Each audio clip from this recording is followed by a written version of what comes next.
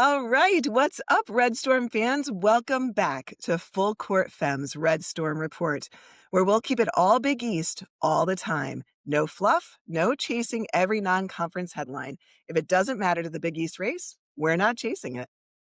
And that focus matters right now, Erin, because St. John's is entering the heart of conference play. The stakes are rising, and Madison Square Garden is about to get loud. January hoops, that's when identity gets tested. Let's rewind to New Year's Eve in D.C. Final score, St. John's 95, Georgetown 83. But that score doesn't tell the whole story. No, Erin, not at all. This game started tight. St. John's was slow out of the gate.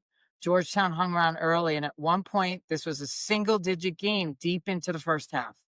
I have to tell you, at halftime, we all thought that there was going to be a closer end to this game.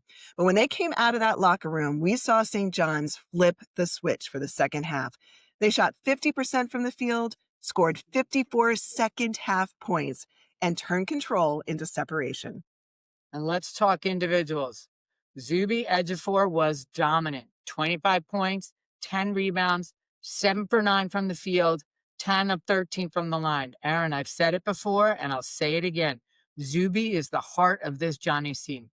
Well, and that's because he's got interior control that he displays for the entire team. He's efficient, and he uses his physical dominance in the paint to make the game happen. You know, we didn't see much play from the Hoya big men like you and I thought we would that night, which allowed Zuby to dominate. Now, Bryce Hopkins also delivered 10 rebounds against the Hoyas. And while he was impressive grabbing the ball off the backstop, what we need to see going forward from Hopkins is more points being put up as a big guy for the Johnnies. I agree 100%. Hopkins needs to really step up.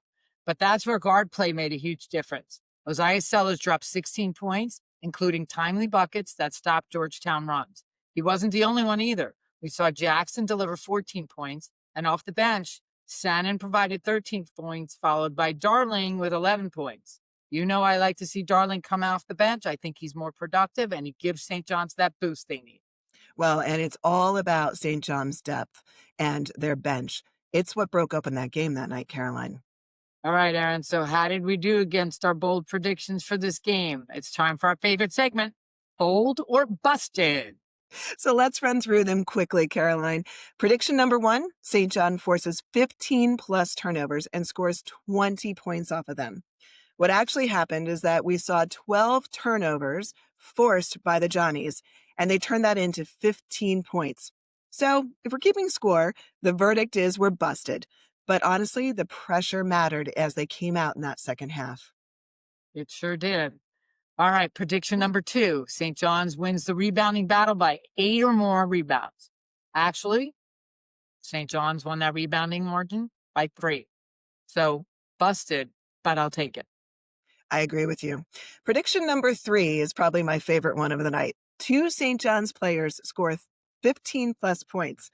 So we know Ejiofor had a great night, and you said it before, 25 points, and Sellers, 16 points. So verdict, boom, we got it. So excited. We did predict the right outcome.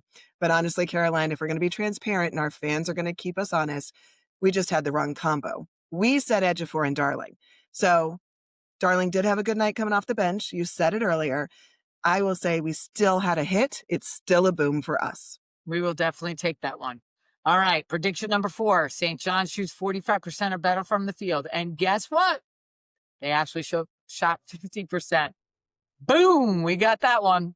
Yes, we did. And the last prediction is that we would hold, or the Johnnies actually, not you and I, would hold Georgetown under 40% shooting. Well, the stats tell us that it was actually 45.9. We were close, but we do have to take a busted verdict on that one.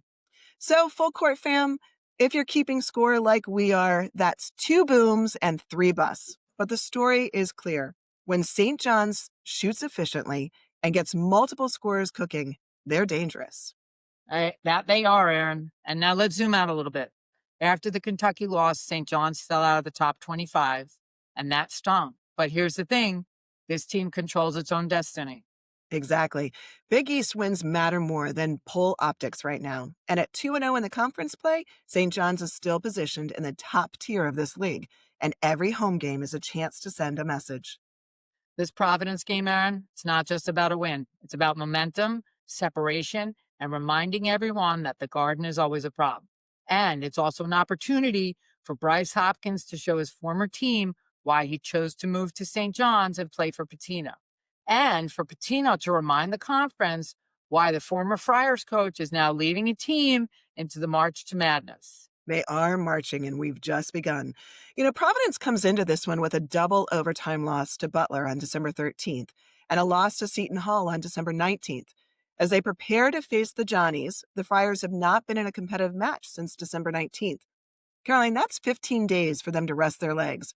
But it's also 15 days for them to stagnate, sit in the locker room or in their film room and persistently watch film and practice against each other, or the women's team, whoever was on campus or available to compete with them. Needless to say, that's a long layoff for a program that is still searching for offensive rhythm and consistency. They've struggled with efficiency, Aaron, especially in half-court offense, and they've leaned heavily on a short rotation. Fresh legs do matter, but it shouldn't be an issue for St. John's, as their depth could be a real advantage in this game. So despite being 0-2 in the conference, Providence brings some interesting stats to the table, ones that we need to be aware of as they enter MSG on Saturday. That's right, Aaron. I was surprised to learn that the Friars lead the Big East in scoring right now, averaging 89.8 points per game. That's a lot of points, Caroline, as we've seen other teams not quite hit that.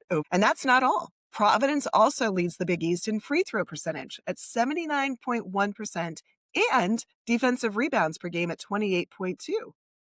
Those are some pretty impressive stats for a team that seems to be searching for something. If they bring it all together at the Garden, Aaron, it could be an issue for St. John's. As we look to the game on Saturday, it's important for the Johnnies to shut down the difference makers for Providence. You're absolutely right. Those stats do look good, and you wonder why they haven't been able to bring it all together yet, because they have two key players that St. John's is absolutely going to keep an eye on.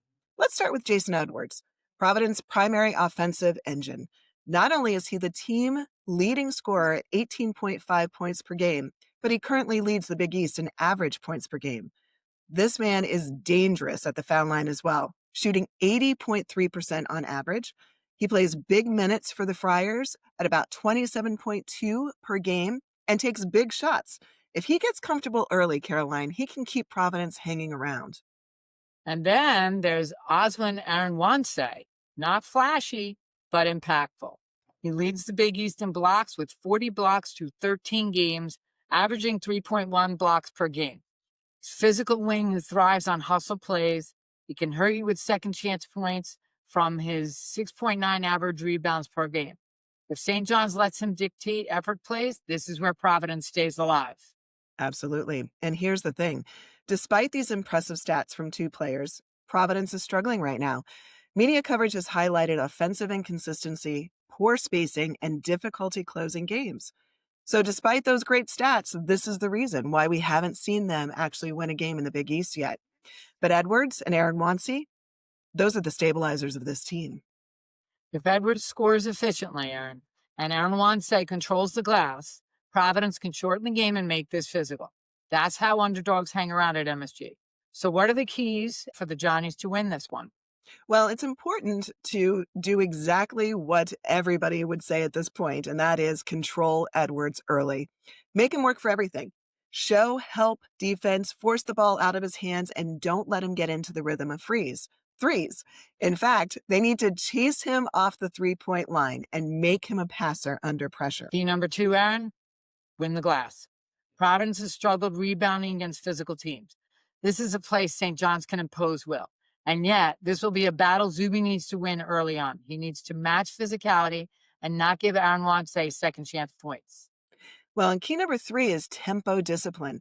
Providence wants to grind. St. John's needs to run selectively, push off turnovers, but stay organized in the half court. It will be important for substitutions to maintain the flow of the game when they come off the bench. This is where St. John's has a real edge with energy, scoring boosts, and defensive pressure. And Providence doesn't have that same depth. And they don't have the same luxury either of going deep in their bench for scores. If St. John's gets 20-plus points from the bench, like they did against Georgetown on New Year's Eve, this game will tilt quickly. Historically, Friars are 21 and 37 all time on the road against the Johnnies. St. John's maintains the momentum we saw in the second half on New Year's Eve. The Friars will not have a chance to improve that record against the Johnnies. All right, then, this is the moment. If you're new here, this is where we stop playing it safe. These are keys that we're talking about now. They're not vibes. They are bold predictions. And yes, we do expect you to judge us by them. Exactly. Providence has had time off. St. John's has had momentum. Big East games don't care about rest. They care about execution. So let's get bold. Let's do it. Bold prediction number 1, St. John's forces Providence into 18-plus turnovers. Providence has struggled with ball security all season. Against Big East opponents in the 2 games they've played in 25-26, they're averaging 14-plus turnovers per game. And when pressured, that number spikes.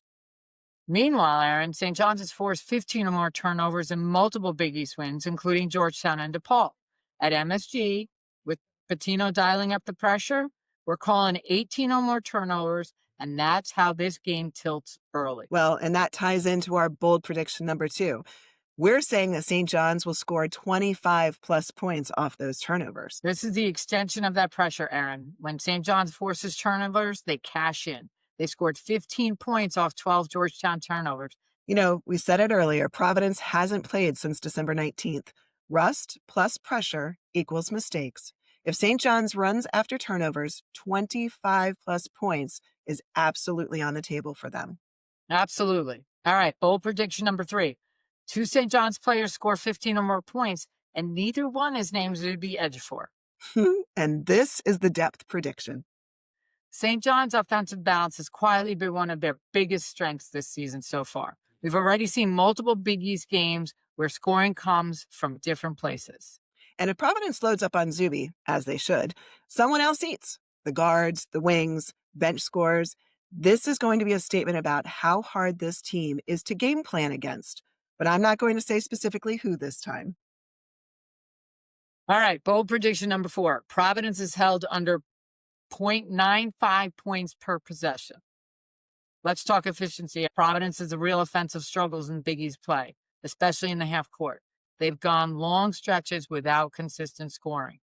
So with St. John's defense, when they're locked in, has held Big East teams under 40% shooting multiple times. If they rebound and rotate, Providence stays inefficient all night. We're calling it at under 0.95 points per possession. Okay, bold prediction number 5. St. John's bench outscores Providence bench by more than 15 points. This is the boldest one, Caroline, and I believe they can do it given what we've seen so far this year. It's the one I think we believe in the most. I think so, Erin. Providence hasn't played since December 19th. St. John's depth, rhythm, and energy are real advantages here. Fresh legs, faster pace, more scoring options. If the bench shows up the way we've seen in the last 2 games, this becomes a separation point. Pressure, pace, paint touches. That's the formula. And if St. John's dictates tempo, like we said in the keys to the game, and defend like they've shown they can, Providence won't be able to keep up.